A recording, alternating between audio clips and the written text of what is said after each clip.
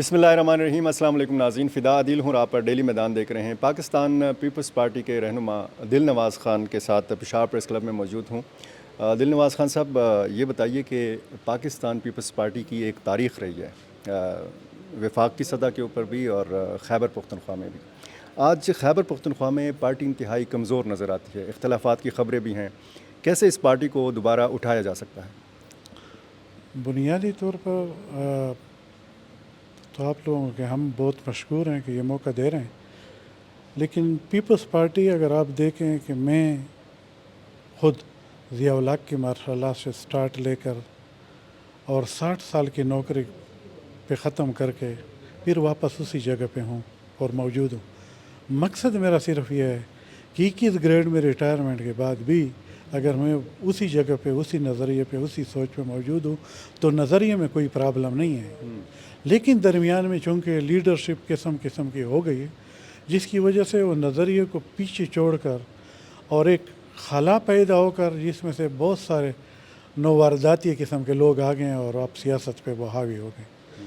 میں یہ کہتا ہوں کہ پیپلز پارٹی میں کوئی اس کے نظریے میں کوئی کمی نہیں ہے، اس کے نظریہ اساس میں کوئی کمی نہیں ہے، لیکن ہم میں لیڈروں میں کچھ کمی یا کوتاہیاں ضرور ہے، اور ایز سچ پیپلز پارٹی میں کوئی اختلافات بھی نہیں ہیں، لیکن جب بھی حکومتوں میں پیپلز پارٹی یا کوئی بھی پارٹی آتی ہے تو اس میں کچھ پرابلم آ جاتی ہیں، کچھ کیٹیگریز میں تبدیلی آ جاتی ہے، کوئی ایوان کے اندر ہوتا ہے، کوئی ایوان کے باہر ہوتا ہے، اندر اور باہر میں فرق ضرور ہوتا ہے۔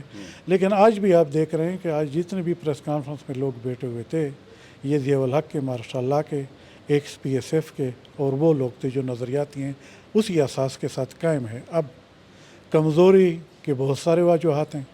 بی بی شہید ایک ایسی شخصیت تھی، کرزمیٹک شخصیت تھی، پھر وہ ورکروں کے ساتھ گل مل جاتی تھی، پھر ان سے رائے لیتی تھی، پھر ان کے ساتھ ڈسکشن کر لیتی تھی۔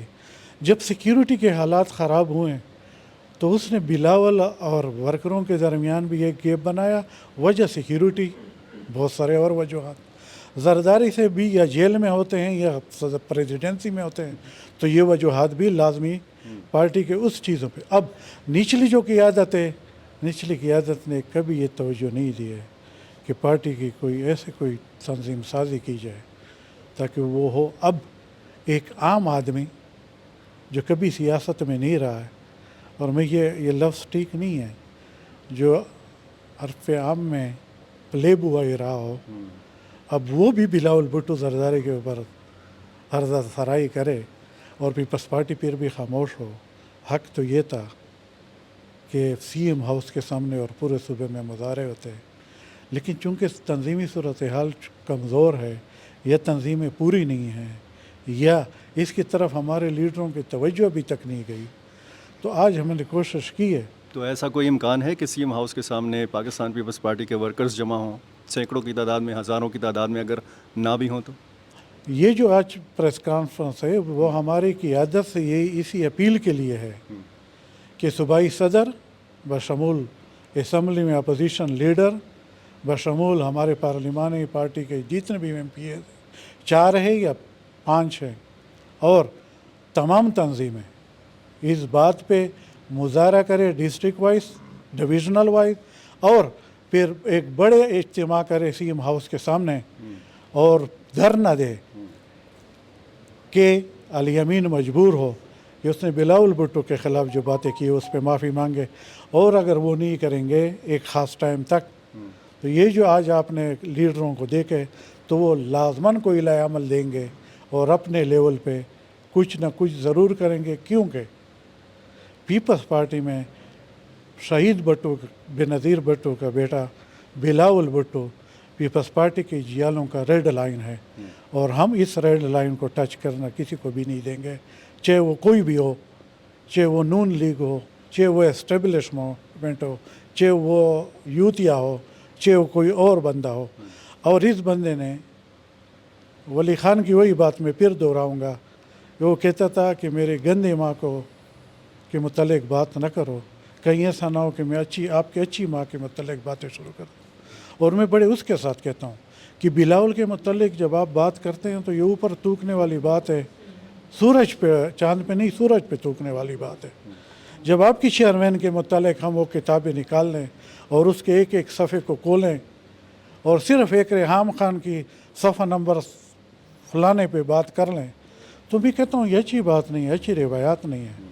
یہ جس باپ کا علی امین بیٹا ہے اس باپ کے خون میں یہ نہیں ہے کہ یہ اس طرح کے الفاظ استعمال کریں۔ آپ دل نواز خان جنوبی ریجن سے بہت اچھی طرح واقف ہیں، خود آپ کا تعلق بنو سے ہے، ملازمت ساری آپ نے ڈیر اسماعیل خان میں کی ہے، بنو کے لوگ بھی کافی میٹھے ہیں، ڈیر اسماعیل خان کے لوگ بھی کافی میٹھے ہیں، تو یہ جو دو شخصیات ہیں آپس میں بچوں کی طرح کیوں لڑ رہی ہیں؟ بنیادی طور پر دو شخصیات کی میں بات اس لیے نہیں کروں گا کہ تھوڑا سا حقائق پہ بات کریں گے کہ گورنر نے پہل نہیں کیا۔